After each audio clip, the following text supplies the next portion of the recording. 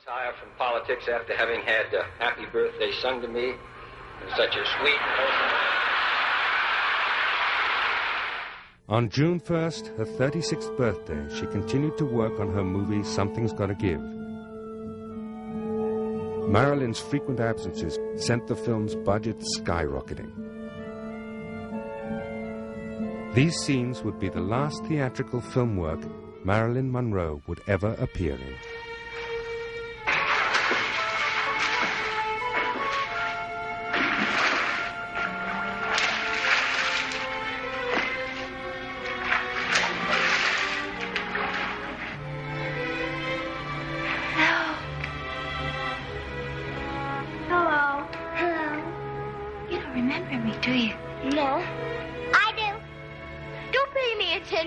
She's crazy.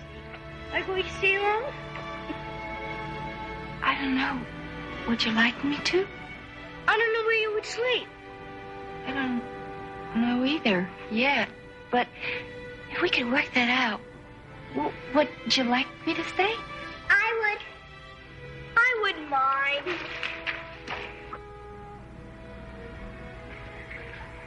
Here I go.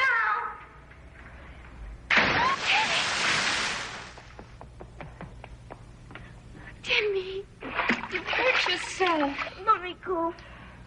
Timmy, you know, far away in the South Sea Islands, when a man hurts himself and he doesn't want people to see, you know what he does? What? He has somebody else cry for him. How does that help? You'd be surprised. Can I cry for you? That's silly. I'm glad. That same evening, Marilyn went to Dodger Stadium to throw out the first ball for a benefit. Fed up with the slow progress of filming, Fox Studios fired Marilyn and sued for compensation. The starlet's career seemed on the brink of disaster. By July of '62, Marilyn's affair with JFK had cooled. Bobby Kennedy had entered the picture and had become smitten with the famous movie star. The affair escalated. Bobby openly lavished attention on Marilyn during his frequent trips to Los Angeles to visit his brother-in-law, movie actor Peter Lawford. It got to the point where Marilyn expected Bobby to get a divorce and then announced to the world that he would marry her. He, of course, would not comply. Marilyn threatened to go public. Joseph Kennedy, the patriarch of the Kennedy clan, was understandably concerned. A one-time bootlegger with old ties to organized crime, could he and his connections have played a part in Marilyn's mysterious demise?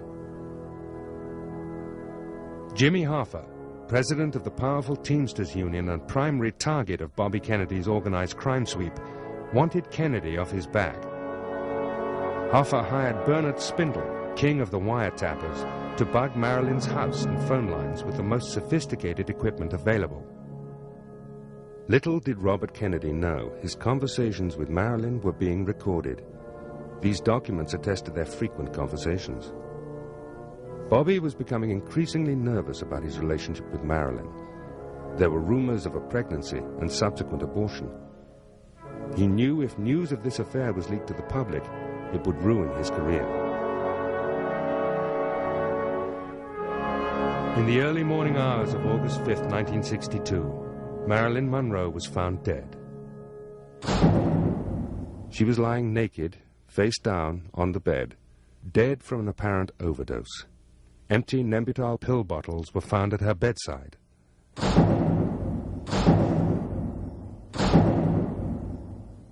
At the press conference, the coroner reports the cause of death to be an obvious suicide. Miss Monroe has suffered from psychiatric disturbance for a long time. She had often expressed wishes to give up, to withdraw, and even to die. On more than one occasion in the past, when disappointed and depressed, she had made a suicide attempt using sedative drugs. On these occasions, she had called for help and had been rescued. From the information collected about the events of the evening of August the 4th, it is our opinion that the same pattern was repeated except for the rescue. On the basis of all the information obtained, it is our opinion that the case is a probable suicide.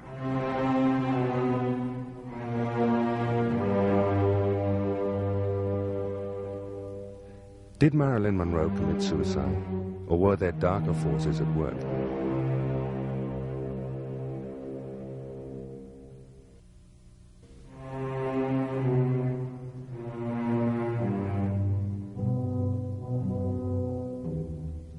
Here are some unanswered questions that plague the case of Marilyn Monroe.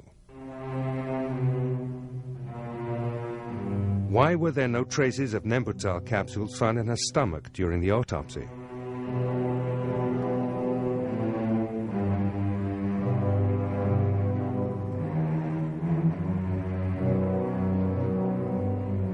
The stomach was almost completely empty. Why did Marilyn's housekeeper, Eunice Murray, change her story of the events that took place that August 5th? Years later, she admits that Bobby Kennedy was at Marilyn's house the evening of August the 4th.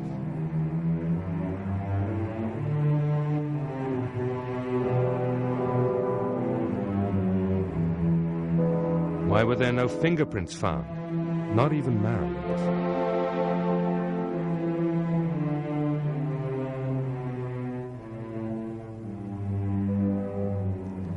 Why did neighbors see an ambulance outside her house at 1 a.m.? The police weren't contacted until 4:25 a.m. What happened to Marilyn's internal organs that were removed during the autopsy? And why did the deputy coroner's aide, Lionel Grandison, refuse to sign the death certificate? Marilyn's red diary was placed in a property locker safe in the coroner's office. It mysteriously disappears.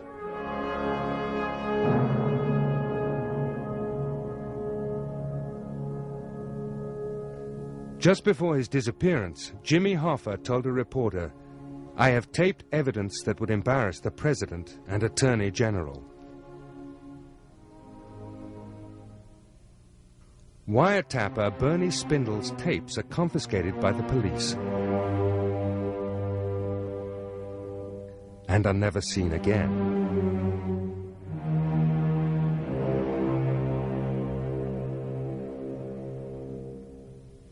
If Marilyn had ingested over 40 Nembutal capsules, why wasn't there a water glass found in the room?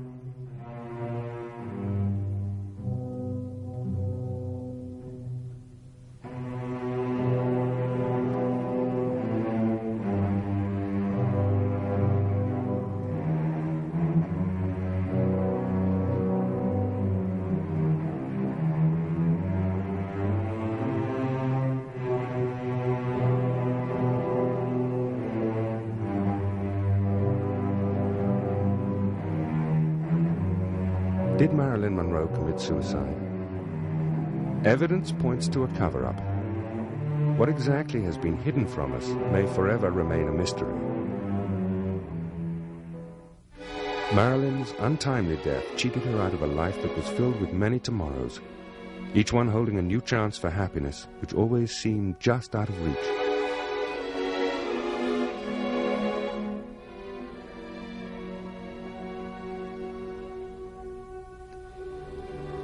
After the autopsy, no one came forth to claim the body of Marilyn.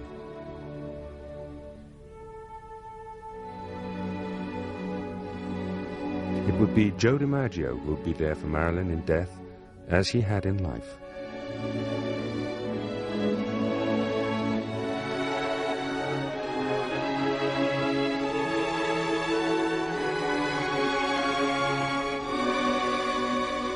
Joe would take care of all the funeral details as thousands of friends and strangers came to mourn the loss of Marilyn.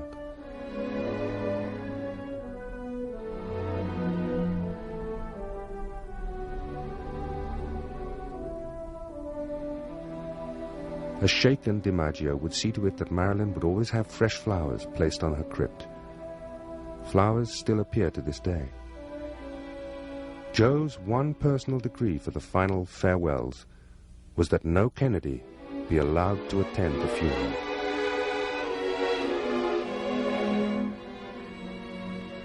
Marilyn was 36 years old when she was found dead in her home. She was in the process of renegotiating her contract with the studio. Her professional future looked bright.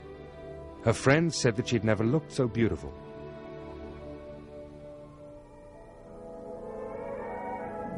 Anyone can see I love you. Anyone can see I care. The way I hold your hand and smile in your direction tells the world my heart is filled with nothing but affection. Lock me in your arms forever. That's the place I want to be.